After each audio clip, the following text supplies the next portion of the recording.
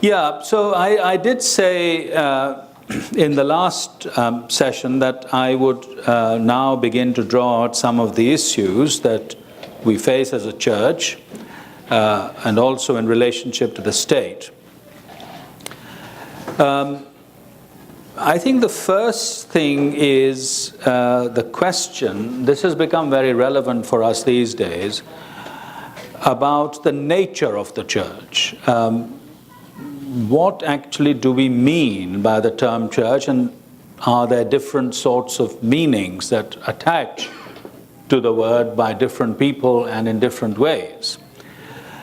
After the Second Vatican Council, there was a great fashion, not only in the Roman Catholic Church, to speak of the church as ecclesia in et ex ecclesiis. Who's good at Latin here? Any Latin scholars over there? Nobody doing Latin? Oh, I say. One of these people should be selected to do Latin. So the church, which is made up, the universal church, made up in and out of the local churches. So the local churches make up the sum of what is the universal church. I mean, this became quite a fashionable way of speaking of the church, and it is found, for example, in the writings of Cardinal Caspar, who became the president of the Pontifical Council for Christian Unity and informed many ecumenical discussions, therefore. Now, is this adequate? Is this an adequate way of speaking of the relation of the local to the universal or not? What do you think? Yes? You don't think so, Father. Why not? Maybe I just don't understand it, but I've always understood it as the local Eucharistic community that from St. Ignatius, that the Catholic Church is present there in its fullness. Yes. And that it is the Holy Spirit makes that same Catholic Church present in every local church. Okay, so then you have a whole lot of local Catholic churches. None of which that are independent. They're all interdependent. Yes, indeed. So here we have another way of speaking of the church, which is ecclesiae in et ex ecclesia. That is to say, the local churches, insofar as they are Catholic churches, are related to the one church, which is a supernatural reality. St. Paul refers to it in the letter to the Galatians as Jerusalem, our mother, which is above. Jerusalem, our mother, which is above. I think, in fact, both these views are complementary, and they shouldn't be taken sort of on their own, as it were, apart from the other. As a matter of fact, this was a view that was also promoted by when he was called Cardinal Ratzinger, and there was a big debate between Caspar and Ratzinger on this. But in fact, I think we can hold both together, the relationship between the local and the universal. So the universal is not simply a sum of its parts, but is a supernatural reality in which the local participates. And I've got Orthodox approval for that. That's excellent. But what else? What else can we say about the church? What can we say about the local church, for instance? Father here has just mentioned Ignatius. Well, in Ignatius, the local church is a church gathered around the bishop with clergy and people. That's certainly one understanding of the church. In the New Testament, we find the churches of various towns addressed, Philippi or Corinth or Rome or wherever it may be. Ephesus actually isn't addressed, but we'll let that go for the time being. These are clearly of an Ignatian sort, churches gatherings of Christians in a particular town, a particular locality, if you like. And in Anglican terms, that might be the parish, let us say. But there is another sort of church mentioned in the New Testament, isn't there? And what is that? Yeah, those are, of course, images of the church. But where else is the church to be found? In the in the locality, at the universal level, where else? Sorry? In heaven, domestic. Yeah, that's the supernatural reality of the universal church in which the local churches take part. At the Council of Jerusalem. Yes, gathered together. But there's a fundamental way of being church that is mentioned in the New Testament. Where 2 or 3 are gathered. Yeah, it's in the church in people's homes, isn't it? Greet the church in their house. Greet the church in her house. They went to the church in her house, and so on. So this is it's what Pope Francis recently has called the domestic church. That is another reality of the church that we have to keep in mind. And then, importantly for us in our context, the church is also mentioned as a group of churches in a particular region. So the church in Judea had peace. Well, that can't mean a single congregation. It obviously doesn't mean the universal church, but it means a fellowship or communion of churches in a particular part of the world. And that is mentioned again in St. Paul's second letter to the Corinthians and so on. Now, this idea developed in the East in the way in which a metropolitan related to the other bishops. So many of the canons of the Council of Nicaea, for example, are about how the churches are to relate to one another in a particular area. In North Africa, on the other hand, it developed in a slightly different way, with all the bishops, in theory anyway, being equal. So St. Cyprian saying, Episcopatus unus est. The episcopate is one. Arises from that North African context, but nevertheless, a lively sense of the churches in North Africa being able to describe themselves as a unity. St. Cyprian often acknowledges the true primacy of Rome in discerning where the Orthodox churches are, but he also tells Rome where to get off when Rome interferes unnecessarily in its affairs. And I've often thought that Anglicanism, wittingly or unwittingly, has a Cyprianic model in this sense.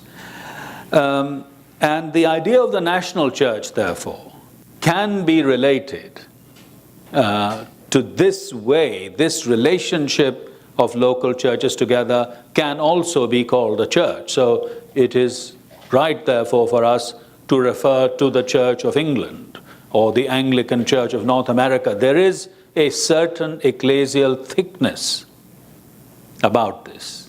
This is not just an arrangement for convenience, if you like. There is an ecclesial thickness about this provincial idea, if you like.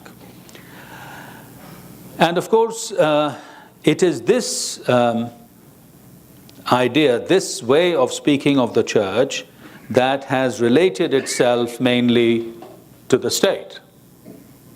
At the time of the Reformation, many European powers were coming to a particular view of nationhood. So that was becoming prominent in European thinking. So it's not a surprise that so many of the churches of the Reformation began to describe themselves in national terms.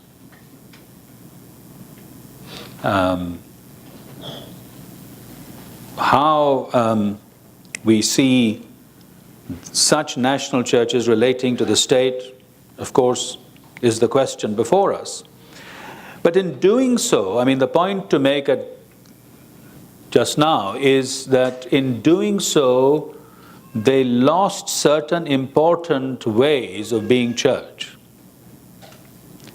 So whilst the local church in the Church of England, let's take that as an example, survived in the parish and very vestigially in the diocese, the universal dimension only survived really in the appeal to Scripture as a form of unity amongst Christians and in a possible appeal to a general council. But otherwise, as far as the daily work of Christians was concerned, it more or less fell away. Similarly, what about the domestic church? Well, maybe it survived in family prayers and things like that, but there was not much thinking done about it. Losing the universal dimension for practical purposes has created some problems for the church, which we shall come to in a moment. Now, the domestic church is described, of course, in terms of a household in the New Testament, but it can also be described in terms of likeness. You know, a household or a family consists of those who are like one another, more or less. They share certain characteristics that makes them a family. I mean, the modern fashion of anyone who shares a fridge as a family is not shared by the New Testament. Of course, there weren't any fridges then anyway. But you know what I mean. So, can we say then that gatherings of Christians who are like one another from a similar background or language or culture can be justified as being church in this way? Now, I say this because I've long been an opponent of the homogeneous unit principle. I was talking to Samira earlier about this issue in the church generally, because it has seemed to me that if you promoted people like one another being church, you could end up with racial churches or ethnic churches or caste churches and all those evils that we are all familiar with. However, I think having examined the New Testament language about the church of the household, I think there is a case for people who are like one another in the ways in which I have described as being church on the household model, provided that is not the only way of being church. Because in the letters where the churches in various households are greeted, that is always in the context of the wider church. So in the letter to the Romans, he says, greet Prisca and Aquila and the church in their house. It's clear that the rest of the Roman church knew what they were up to.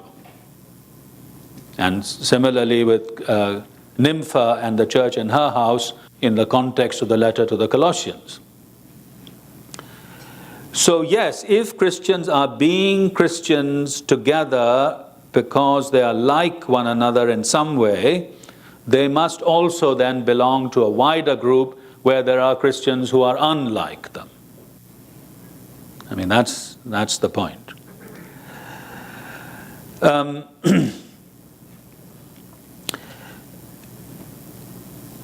So in terms of the development in Anglicanism, what we have to keep in mind always is the authentic relationship between locality and universality. And the danger of emphasizing the one over the other has led to many mistakes in thinking about the church. The second point has to do with a word that I used yesterday, but I would like to use it again. That is translatability. Locality and universality, and translatability and captivity. So you remember I mentioned Professor Lamin Sane of Yale yesterday, who has spoken of this term, translatability.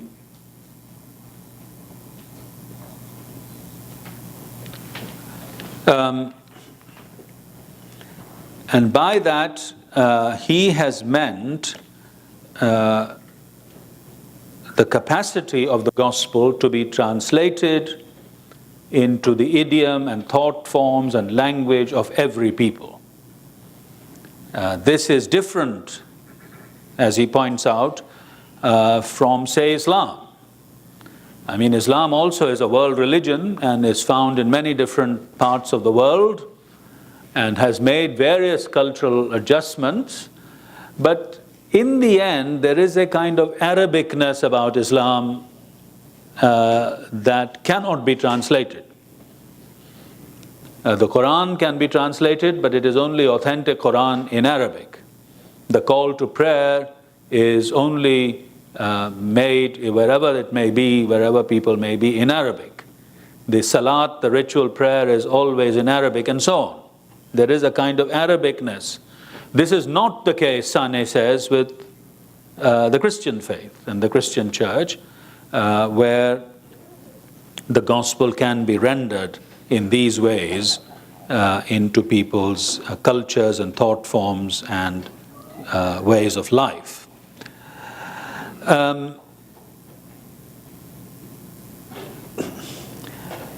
Anglicanism, of course, in its title deeds, has affirmed this, that it is not only possible but desirable for people to be able to worship in their own language, to have the liturgy in the vernacular,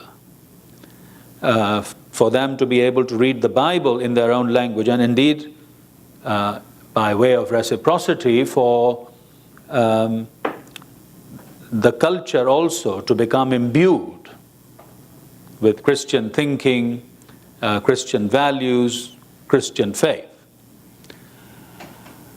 And this has happened mutatis mutandis throughout history and must continue to happen today, of course. We are not exempt from this movement. Anglicans have not always been faithful to their title deeds, not just in this area. And we need to ask ourselves continually, what is the vernacular for us? For this congregation or that, for this culture or that? How are we to effectively communicate and express the faith, whether in terms of music or liturgy or missionary work or literature or Bible translation, whatever it may be? But translatability is also related to captivity. That's the shadow side, if you like. So if you express the faith so completely in terms of a particular culture, then the possibility arises of other people being alienated from it. So because Armenians are Christians, Iranis cannot be. Isn't that? I mean, you hear that all the time from Muslim Iranis. Yes, the Christians are the Chaldeans and the Assyrians and the Armenians. What about you? Because the Christian faith has been so ethnically and linguistically and culturally defined. I mean, this is an example that recurs again and again and again in the Middle East, for example. But not only there. In the Anglican situation after the Reformation, because of course we must never forget there was an Ecclesia Anglicana well before the Reformation. But after the Reformation, this question of captivity also arises. Because the church was related to the state, because it was related so closely to the culture and idiom of the English people, the question arose, how was the gospel to be communicated across cultures? And for many centuries, Anglicanism had no answer to this question, because the church had become captive to a particular ethnic and cultural milieu. This is true of many other churches that are related to the Reformation. And in fact, this lack of concern for mission was buttressed by theological justification, a kind of dispensationalism, which held that the gospel had been preached to all the nations at the very beginning by the apostles. Those who had accepted it, well, that was fine. Those who had rejected it, well, it was hard luck. It had nothing to do with us. And we had to, this was a Lutheran cry, watch our doorsteps. You see? Not go beyond the doorstep, but watch the purity of the doorstep. The Reformers very often felt they had a calling to the nation, their nation, to reform it and to renew it and to make the nation faithful and all of that. But very little sense of crossing cultures. Against this, the Counter-Reformation, it has to be said, had a very lively missionary program. Some of it not very enlightened by 21st century standards, but nevertheless it had it. And the common charge that Roman Catholic apologists made against Protestants was that they could make people heretics, but they couldn't make new Christians. Well, that's always a danger for the church, isn't it? How many heretics does the Episcopal Church make, and how many Christians? So this question of captivity is a very real one, and it was not until the reading of the Bible, the emergence of the preaching of Wesley and Whitefield, the evangelical revival, that Anglicanism recovered a sense of world mission, of the necessity of crossing cultures to preach the gospel. What I'm saying is that the relationship with the state gave, on one hand, an advantage to the church of relating effectively to a particular culture, but on the other hand, it also made it captive to a culture. Not wholly so. There were still people like Adrianus Saravia, the Dutch theologian who came to England and made a considerable contribution to Anglicanism by emphasizing, by the way, the relationship between episcopacy and mission.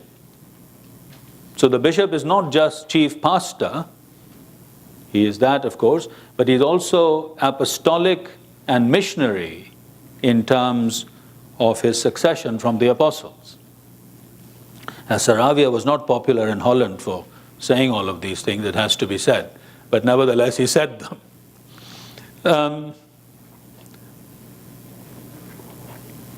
Somebody needs to do some more work on Saravia actually, and his importance for an Anglican understanding of mission and the church. Then you have the question of integrity and inculturation. Now, integrity is about the apostolic teaching. Yeah? It is that the church is made by the passing on, the receiving and the re-receiving of the apostolic teaching. That goes on all the time. It goes on in the Sunday school, it goes on in our congregations, in our sermons, in our Bible studies, in these courses. The receiving and the re-receiving of the apostolic teaching. That is what makes a church. And the apostolic teaching, of course, I mean in all its wholeness.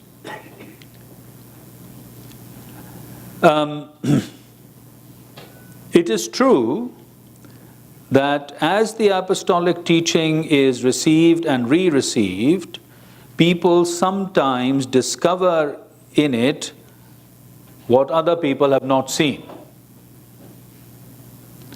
So it is quite clear that the African Americans in slavery in this country identified very strongly with the Exodus trajectory in the Bible, which was the liberation of slaves. Well, I mean, that shouldn't surprise us. Pope John Paul II used to say that there was a feminine genius in reading the Bible. I think that's true. I mean, there may also be a masculine genius, but he didn't talk about that. I think, well, certainly my wife reads the Bible in a way very, very different from me. I don't know about everyone else here. And I learned a great deal from how she reads the Bible. I mean, occasionally she may also learn something from how I read it, but no matter.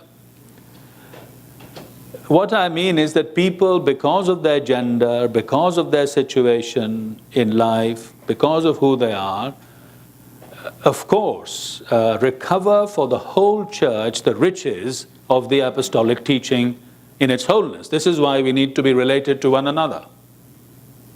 That is why a lone Christian, if not a dead Christian, is certainly a stunted Christian. And that also applies to churches, doesn't it?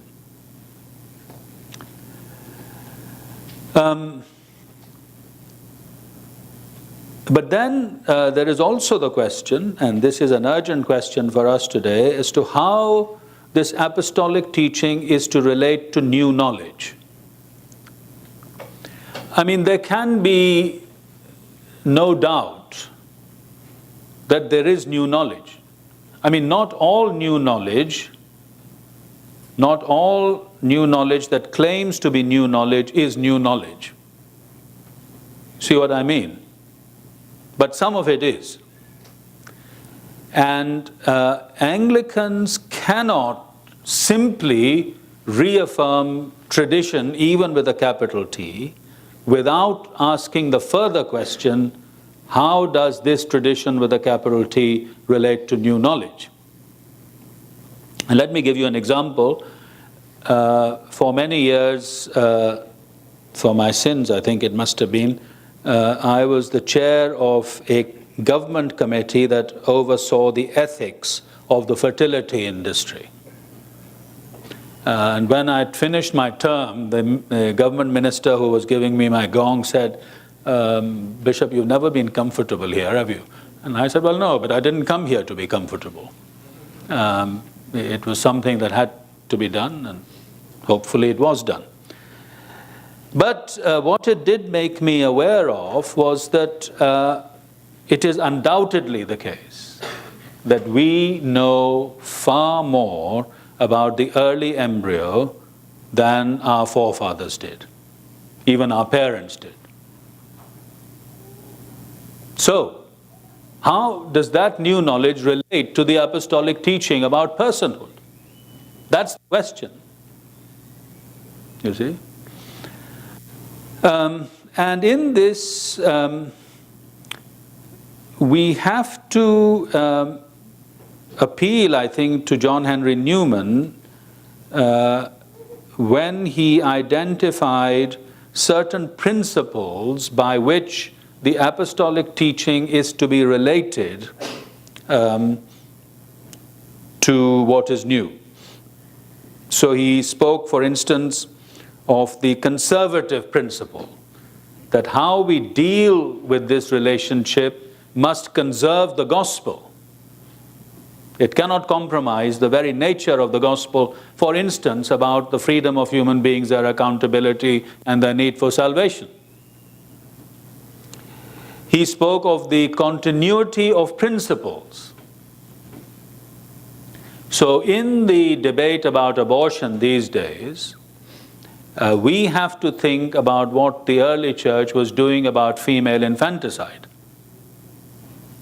you see, to establish continuity of principle. He spoke of the anticipation of the future. You know, what next is going to be asked of us. And I was very conscious of this in the fertility industry, that, you know, what you're being required to assent to today will undoubtedly, in the next month, the next year, the next 5 years, lead to other demands. And what will they be? Now, when a question arises about what is the apostolic teaching in this area or that, how is that question to be settled? I mean, this is the $64,000 question, isn't it? And the Anglican answer to this is that it is settled by an appeal to Scripture. This does not mean that Scripture and tradition are two different things. They are not. I hope we have got beyond that debate. Scripture is part of the flow of apostolic tradition. It is part of the flow of apostolic tradition, but it is the normative part. When the question arises as to what is apostolic tradition in this or that area, that is then decided by the appeal to what is the normative part. I mean, that is the Anglican argument. Now, this of course is the reason for the Anglican emphasis on the study of the Bible, which I know here at Cranmer you are all assiduously engaged in, and good on you.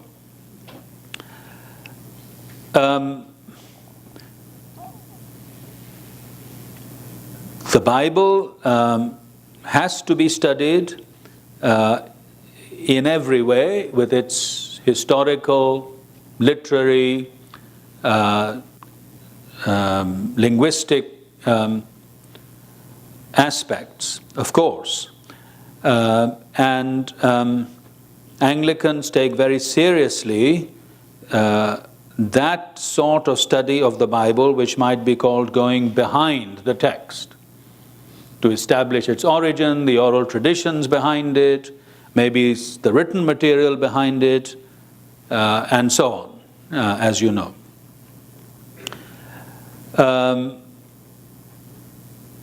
Also, we need to pay attention to the text itself. What the text is saying, how it is saying it, and how we can better understand it. Now again, in this, Christians are very different from Muslims, because Muslims are not allowed, by definition, to study what is behind the text of the Quran. They just have to accept it bila kaif, without asking how.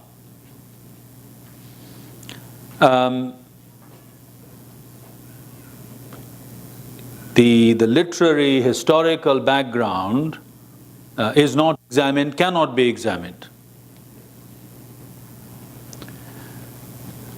But what I'm saying is, whatever your view of the authority of the Bible, Christians are not exempt from that kind of critical study of the Scriptures. And in that sense, we are all post-critical people. But then the crucial question is, what is in front of the text? You see, having done all the preliminary work of what is behind the text and in the text and so on, then of course we have to ask, how does the Bible relate to what is around us? How do we use the Bible in our witness to people who are not Christians? And that, of course, raises the question of inculturation. How the Bible is to be used in different cultures. Obviously, its availability in the vernacular. As I was saying, one of the sins of the medieval church, and it had many virtues, was its failure to provide the Bible for people in the vernacular. Some months ago, I think it was, Pope Francis declared that not only every Catholic home, but every Catholic person should have the Bible and read the Bible every day. And I happened to be in Rome a few days after he'd made this call, and the Roman bookshops were flooded with the Bible. And I thought to myself, if the Pope had said this in 1517, would we have had a 1517? I'm preaching, by the way, at Wittenberg on the anniversary of the Reformation, God willing. And of course, great things were accomplished by the Reformation, but it was also a tragedy in the division of the church. So the availability of the scriptures is something that we cannot negotiate away in a way that is accessible to people. So inculturation is not an option, whether in terms of the scriptures, in terms of the worship of the church, in terms of our witness and our missionary work. But what are the limits to it? Are there any limits to it? Or can it proceed in an unfettered and sometimes unprincipled way?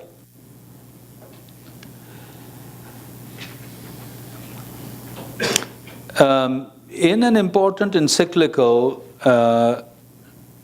entitled Redemptoris Missio, John Paul II identified two limits to inculturation. I remember this very well because I was asked to be the non-Roman Catholic respondent by the Vatican to the encyclical, which I did do. I did respond. However, what he says in the encyclical is that there are two kinds of limits to inculturation. One is the nature of the gospel itself, that whatever we do with inculturation, we cannot compromise, for example, the doctrine of the incarnation, that God's eternal word became human. We cannot compromise our need for redemption, God's arrangement for our redemption, the atonement as seen in the cross of Christ, and so on. That was one thing that he said. The other was that inculturation is limited by the need for churches to be in fellowship one with another. Oh, gracious. I don't know who that is. There's probably somebody telling me to shut up.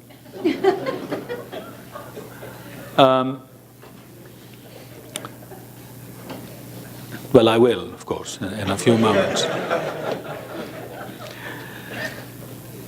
The need for churches in different parts of the world to be in fellowship with one another. So when I arrive in the United States, of course I will expect to find you different. I mean, I don't think there is a single church in the United Kingdom that is air-conditioned, but it doesn't need to be. Of course I will find differences in all sorts of ways, in your worship, your way of life, how you have fellowship with one another and so on. But I should be able to recognize the Church of Jesus Christ in you. And similarly, you in me. If things happen by way of inculturation that retard or prevent or distort that, then that is not authentic inculturation. This is what we have been saying to the Episcopal Church for years, and may now need to say to the Church of England.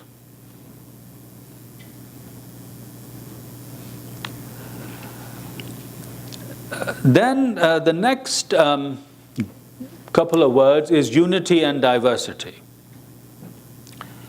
Unity is a precious thing, and we should seek unity, but we are not all the same. Unity does not mean uniformity. We are different, and there is legitimate diversity. So the churches in Judea were not the same as the churches in Macedonia or in Asia Minor or whatever. They were different, they developed differently, they had different emphases in their church life, different theological orientation, which is why the New Testament is not a single book but many different books, and so on. But it is legitimate diversity. I use the word legitimate diversity in Anglican House of Bishops, and there were gasps of horror that I should qualify diversity with anything, because it is regarded as desirable in itself. Well, with due apology to them, no.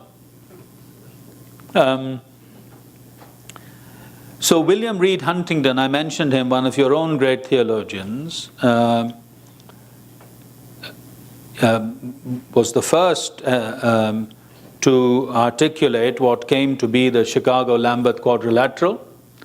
And he did this because he realized the need for unity in a divided Christian world. Well, first of all, a divided church here in the United States itself, but then gradually a divided church throughout the world. And within Anglicanism, Reed Huntington distinguished between what he called the Anglican system, which is the way in which the Church of England had historically developed, and which is also found in many other Anglican churches, the cultural expression of Anglicanism.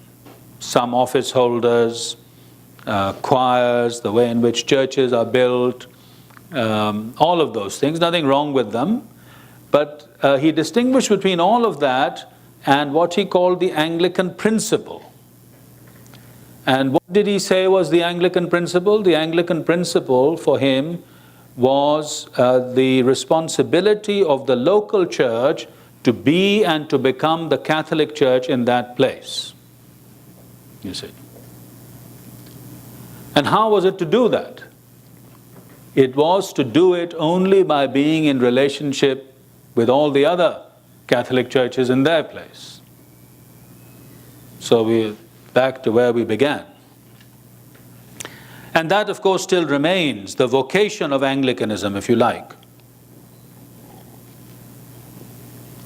Now, Anglicans have never claimed to be the one true church. Only claimed to be part of the one true church. And successive Lambeth conferences have declared that Anglicanism is ready to die in the cause of a greater Catholic unity of the church. And this has been called the provisionality of Anglicanism. Well, yes, that is certainly one aspect of things. But there is another, and that is the question of identity.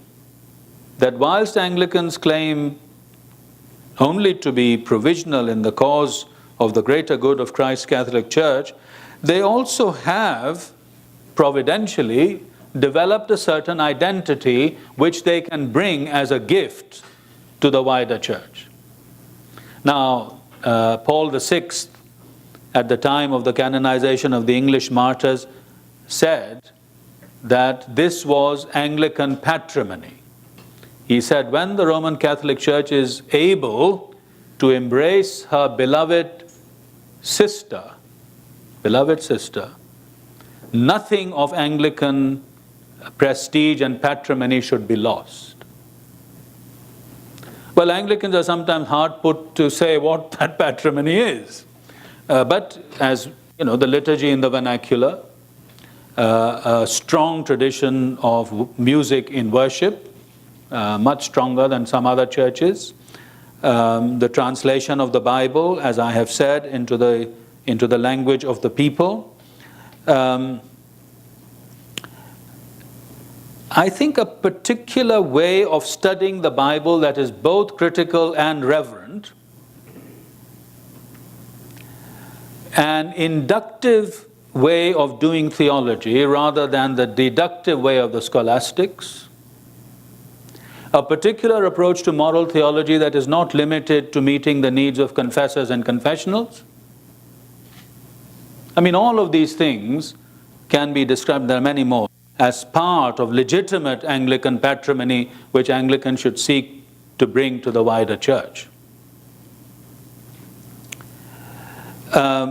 But provisionality and identity need to be held together, and this is where the church cannot be simply a servant of the state, because the church is a spiritual reality.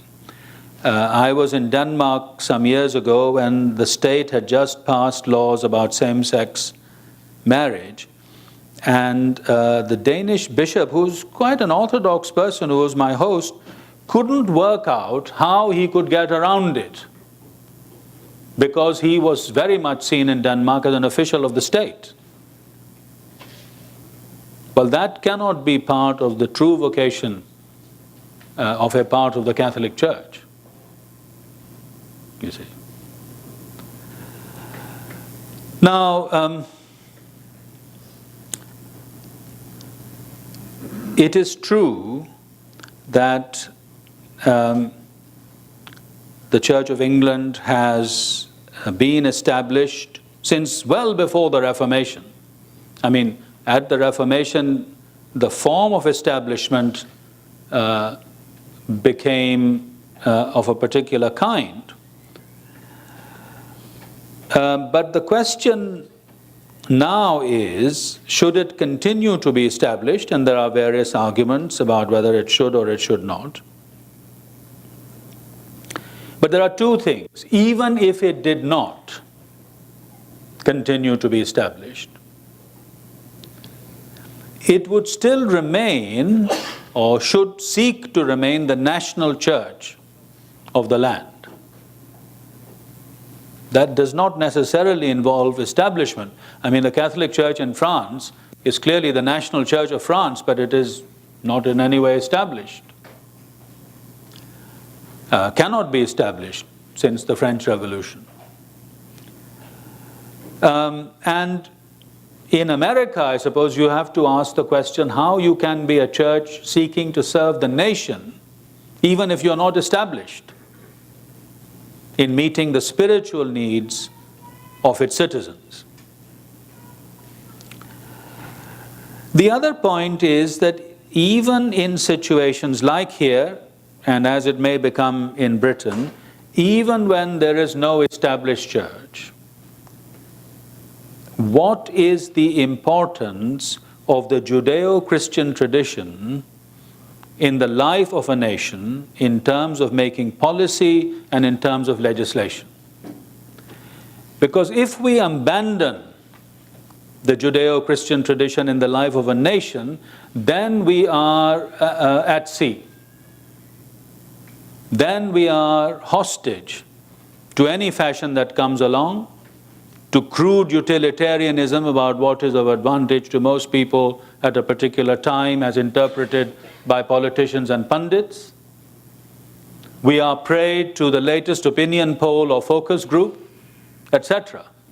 So in deciding when is there a human person, what are the protections due to a human person, what is the nature of marriage and family, how we are to treat our fellow citizens, what is the basis of equality. You know, the Bible teaches equality of persons, not the equality of all sorts of lifestyles and behavior. All of these questions cannot be answered without reference to moral and spiritual tradition.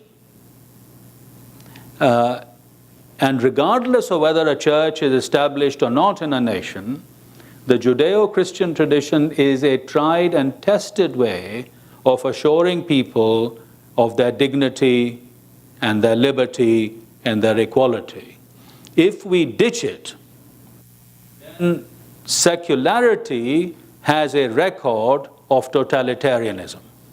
If you don't believe me, read Peter Hitchens, Christopher Hitchens' brother, who has become a Christian, his book, The Rage Against God. He was for 17 years a journalist in the Soviet Union.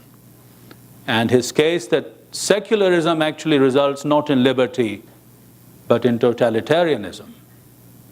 So, even if there is no established church, what is the role of the Judeo-Christian tradition in the nation, and specifically in terms of policy and legislation? Thank you very much indeed.